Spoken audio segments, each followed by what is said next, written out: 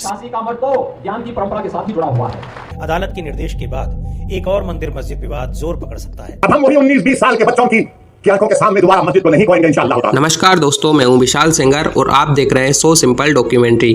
दोस्तों, अभी लेटेस्ट ज्ञान व्यापी मस्जिद बड़ी चर्चा में है। इस मस्जिद को लेकर हिंदू और मुस्लिम दोनों पक्ष अपना अपना दावा कर रहे हैं। तो आज की इस वीडियो में हम इस ज्ञान व्यापी मस्जिद का पूरा कच्चा चिट्ठा आपको तथ्यों और प्रमाणों के साथ पेश करेंगे। इसके बाद आप खुद तय कीजिए कि ये मुद्दा कितना अहम है या फिर ये सिर्फ धार्मिक उन्माद बढ़ाने का मुद्दा है। चलिए इस केस को बारीकी से समझते हैं। दोस्तों, उत्तर प्रदेश में एक जगह है काशी, जिसे आज बनारस या वाराणसी के नाम से भी जाना जाता है। इसका नाम तो आपने कई बार सुना होगा। भारत के प्रधानमंत्री नरेंद्र मोदी भी अपना चुनाव बनारस वाराणसी उत्तर प्रदेश से ही लड़ते हैं। वाराणसी शहर आज से हजारों वर्ष पुराना और पौराणिक है। इसे दुनिया के सबसे पुराने नगरों में से माना जाता है। यहाँ शिव के 12 ज्योतिर्लिंगों में से एक ज्योतिर्लिंग भी मौजूद है, जिसे काशी विश्वनाथ कहते हैं, और यहीं गंगा किनारे काशी विश्वनाथ का भव्य मंदिर बना हुआ है। और दोस्तों, विश्व के सर्वाधिक प्राचीन ग्रंथ ऋग्वेद में भी काशी का उल्लेख है। महाभारत और पुराणों में भी इसका उल्लेख मिलता है। दोस्तों, इस मंदिर की भव्यता और सौंदर्यता की चर्चा देश दुनिया में इतनी थी कि जब भी विदेशी आक्रांता भारत आते थे तो इस मंदिर को लूटने और तोड़ने का प्रयास करा करते थे। इस मंदिर को मोहम्मद गोरी से लेकर सरगी सुल्तानों ने न सिर्फ लूटा बल्कि कई बार तोड़ा, मगर इस मंदिर को मूल स्थान से कभी नहीं हटा पाए जहाँ शिवलिंग मौजूद था। जब विदेशी आक्रांताओं ने इसे तोड़ दिया था तो इसके बाद सन 1585 में इस टूटे हुए मंदिर को पुनः निर्माण करने की बात उठी। तो अकबर के नवरत्नों में से एक राजा टोडरमल की सहायता से पंडित नारायण भट्ट द्वारा फिर से इस भव्य मंदिर का निर्माण किया गया था। और दोस्तों, डॉक्टर A.S. भट्ट ने अपनी बुक दान हारावली में इसका जिक्र भी किया है कि टोडरमल ने मंदिर का निर्माण कराया था। लेकिन फिर मुगल शासकों का सबसे क्रूर शासक और आक्रांता औरंगजेब का शासन आया। औरंगजेब ने अपने शासन में कई बड़े हिंदू मंदिरों को तोड़वाने का काम किया। उन्हीं मंदिरों में से एक था काशी विश्वनाथ का मंदिर। दोस्तों, चूंकि औरंगजेब पूरे भारत को इस्लामिक देश बनाना चाहता था, इसलिए वह मंदिरों को तोड़वाया करता था। मगर काशी विश्वनाथ के इस मंदिर को तोड़वाने का लिखित आदेश औरंगजेब ने सन 18 अप्रैल 1669 को एक फरमान जारी करके दिया था, और ये फरमान आज भी कोलकाता की एशियाटिक लाइब्रेरी में सुरक्षित रखा हुआ है। इससे साबित होता है कि औरंगजेब ने ही काशी विश्वनाथ मंदिर को तोड़वाया था।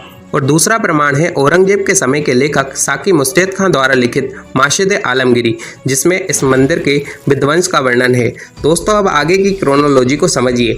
औरंगजेब ने इस काशी विश्वनाथ मंदिर के समूल नाश कर दिया था, मतलब मूल ज्योतिर्लिंग को भी खंडित कर दिया था। और ये पहली दफा था जब काशी विश्वनाथ मंदिर को पूरी तरीके से उजाड़ दिया गया था और उसी जगह मस्जिद बनवा दी गई थी। और जब यह मंदिर तोड़ा गया था तो कहा जाता है कि पुरोहितों ने ज्योतिर्लिंग को बचाने के लिए उसे इस मस्जिद के अंदर ही छिपा दिया था। और तो और दोस्तों, औरंगजेब को इस जगह मस्जिद बनाने की इतनी जल्दी थी कि उसने मंदिर की 3 दीवारों के अवशेषों और मलबों को तो तोड़कर इस मस्जिद के नीचे तहखानों में दबा दिया था, लेकिन मंदिर की एक दीवार को मस्जिद में ऐसा का ऐसा ही शामिल कर लिया था। इसलिए आज हम जिस ज्ञान व्यापी मस्जिद को काशी विश्वनाथ के पास देखते हैं, उस मस्जिद की एक दीवार पर मंदिर के अलंकरण साफ नजर आते हैं। दोस्तों, अब अगले पड़ाव पर आते हैं। औरंगजेब द्वारा तोड़ा गया काशी विश्वनाथ मंदिर अब पूरी तरीके से मिट चुका था और उस जगह ज्ञान व्यापी मस्जिद बना दी गई थी। और करीब 100 वर्षों तक हिंदुओं से मुगलों ने काशी विश्वनाथ मंदिर के दर्शन करने तक का हक छीन लिया था। काशी नगरी पूरी तरीके से उजड़ चुकी थी। अब इस जगह काशी विश्वनाथ मंदिर नहीं था, बल्कि एक ज्ञान व्यापी मस्जिद मौजूद थी। इसके बाद सन 1777 से 80 के बीच इंदौर की महारानी अहिल्याबाई का शासन आया। महारानी अहिल्याबाई को जब इस मंदिर की भव्यता और संस्कृति और पौराणिक महत्व के बारे में बताया गया तो उन्होंने इसी ज्ञानव्यापी मस्जिद परिसर में काशी विश्वनाथ मंदिर को बनवा दिया। मगर यह मंदिर अपने मूल स्थान से दूर बनाया गया था, क्योंकि मंदिर के मूल स्थान पर तो ज्ञानव्यापी मस्जिद बना दी गई थी। और फिर साल दर साल गुजरते चले गए और मंदिर के साथ साथ ज्ञानव्यापी मस्जिद भी अपनी उम्र पूरी करने लगी।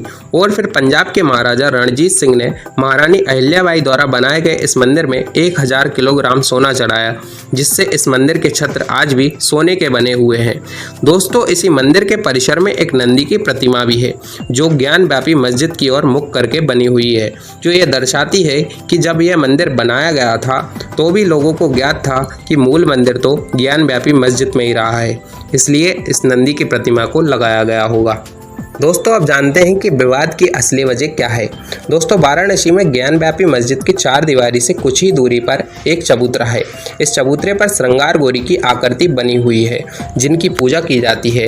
ये 9 देवियों में श्रृंगार गौरी का विशेष स्थान है और इस मस्जिद के परिसर में 1992 से पहले हिंदू लोग पूजन करने जाया करते थे, लेकिन आज ये स्थिति है कि हिंदू लोग श्रृंगार गौरी के दर्शन के लिए सिर्फ साल में एक बार ही जा पाते हैं, क्योंकि राज्य सरकार ने इस श्रृंगार गौरी मंदिर में पूजन पर 1992 से ही रोक लगा रखी है। इस पर रोक लगाने की वजह 1992 में बाबरी मस्जिद तोड़ने के बाद लगाए जाने वाले नारे थे, जिसमें कहा जाता था कि अयोध्या तो बस झांकी है, मथुरा काशी बाकी है। इसलिए प्रशासन ने इस श्रृंगार गौरी मंदिर पर रोक लगा दी। लेकिन साल 2021 में 5 महिलाओं ने श्रृंगार गौरी की नियमित पूजा अर्चना की मांग करते हुए याचिका कोर्ट में दायर की। इसके बाद इन महिलाओं ने कोर्ट में जो मांग की थी कि नंदी गणेश के साथ अन्य देवताओं की स्थिति जानने के लिए भी कमीशन बनाया जाए, उस पर सुनवाई अभी जारी है। और दूसरा मुद्दा है एक याचिका जो साल 1991 में दायर हुई थी, जिसमें हिंदू पक्ष ने ज्ञानव्यापी मस्जिद के अंदर ही शिवलिंग मौजूद है ऐसा दावा किया था और पूजा पाठ और मरम्मत का अधिकार दिए जाने की मांग की गई थी। लेकिन 1998 में हाई कोर्ट ने इसकी सुनवाई पर रोक लगा दी थी। इसके बाद साल 2019 में फिर से हिंदू पक्ष ने जिला कोर्ट में याचिका लगाकर ज्ञानव्यापी मस्जिद के परिसर का सर्वे आर्कियोलॉजिकल सर्वे ऑफ इंडिया से कराने की मांग की गई थी। इसके बाद मई 2022 में कोर्ट ने इस पर सर्वे कराने का आदेश दिया और उन्होंने उत्तर प्रदेश सरकार और प्रशासन को आदेश भी दिए। देखते हैं आगे इस विषय पर क्या हल निकलेगा। क्या ज्ञानव्यापी मस्जिद से शिवलिंग तक पहुंच और कोर्ट इसके अस्तित्व को स्वीकार करेगा और नहीं करेगा तो किस तरह की स्थिति आगे बनेगी, ये हम देखेंगे। तो दोस्तों उम्मीद है आपको वीडियो इन्फॉर्मेटिव लगा होगा। वीडियो अगर पसंद आता है तो वीडियो को लाइक शेयर सब्सक्राइब ज़रूर करें। धन्यवाद।